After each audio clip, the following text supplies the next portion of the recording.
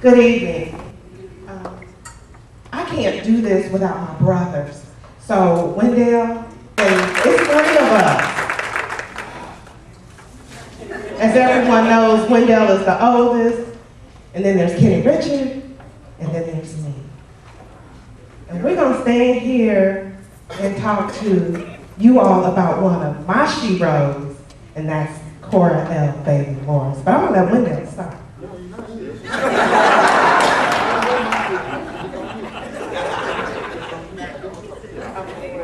Go ahead, Ken.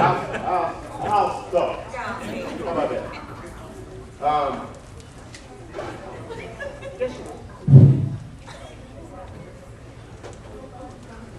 Patience is what my mother taught me.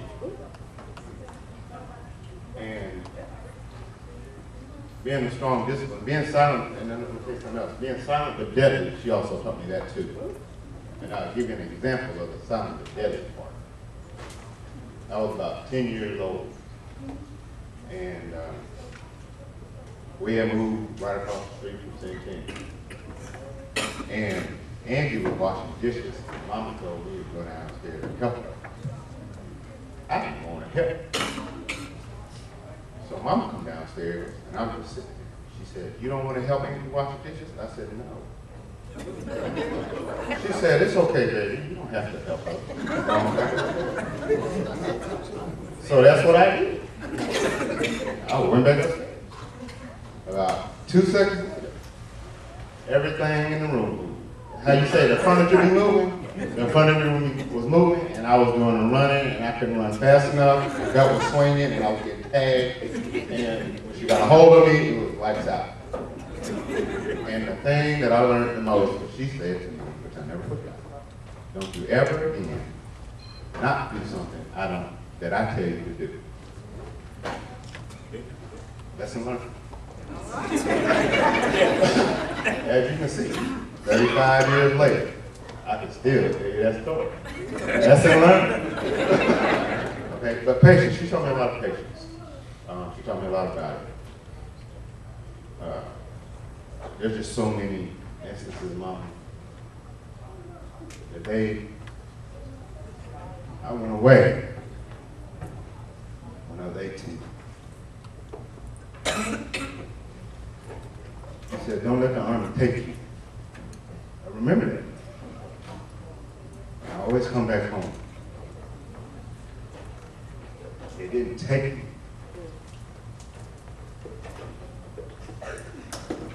Sorry. But that's my mama. And I love her to death. And she knows it. I try to take her places that she ain't never been before. The most fun we ever had was when we went to Panama for that whole week. It was the time of my life, and I'll never forget it. Thank you for being mama.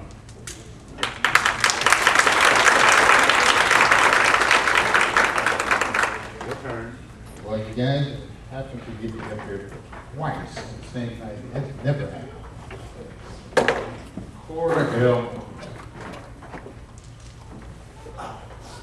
Yes, she taught us patience. She gave us discipline.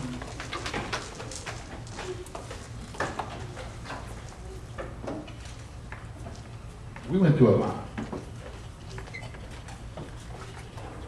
For a while there, it was just me and her. Just me and her. This is the house. She was working around the clock.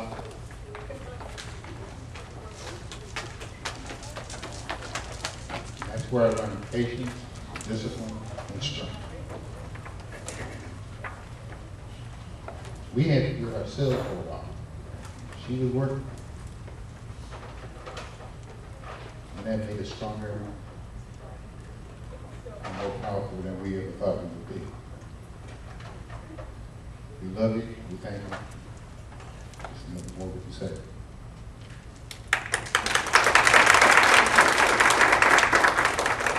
I guess I should have went first. But I thought that it was important for the three of us to come before you and give you reflections of our mother. And I thought that it was important because it reflects of who she is. She is one of the hardest working women that I've ever known. She is disciplined. She is focused. But at the same time, she can be graceful. And I thought that one of the things that she has taught us to do was to be close as brothers and sisters. And so I couldn't come up here by myself to give you reflection about someone who has instilled in us the value of family. She has taught me how to be a young lady, and I think that that's important. She has taught me to be mindful about how I present myself,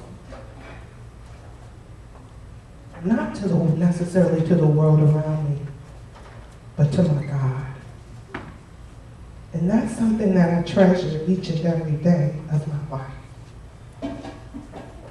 She taught me not to give up the cookies to any and everybody who wanted them.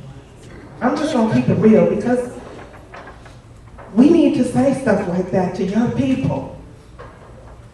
It's nice for somebody to find you nice and attractive, but that don't mean you give it all away. It's valuable. And so she has taught me to value myself as a young lady. And that's important to me. Because if I valued myself, then I would have someone to value me. And I believe God gave me a wonderful husband. Soon to be 18 years, and I thank God for that.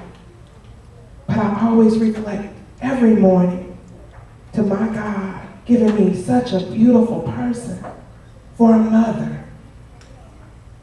I set goals in my life, but that's because she made us to sit down and to develop goals every year. Every year. Whether that's about your savings account, about your personal goals, about you, or whatever you chose to do in this life. It was setting goals, and she still does that. And so even when I falter, she's going to be right there to say, get it together. And sometimes it may come off a little cruel, but I thank God that I have her to be that measuring stick, to be that standard for me. And the other thing I would be remiss about if I didn't say anything was about is who she is as a grandmother.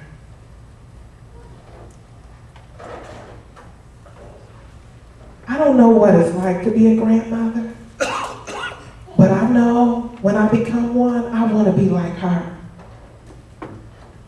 I have 3 children, and she, of all those 3 children, have found time in her life to spend one-on-one with them. And they love her for it. Matter of fact, my middle child told me that when he go to the NBA and he living in his mansion, that she gonna live with him. And I told him, I hope you find a wife that's gonna let him do it. But I said, all right, baby. But she loves her family. She loves her God. And she made sure that we did the same. And we love you for it.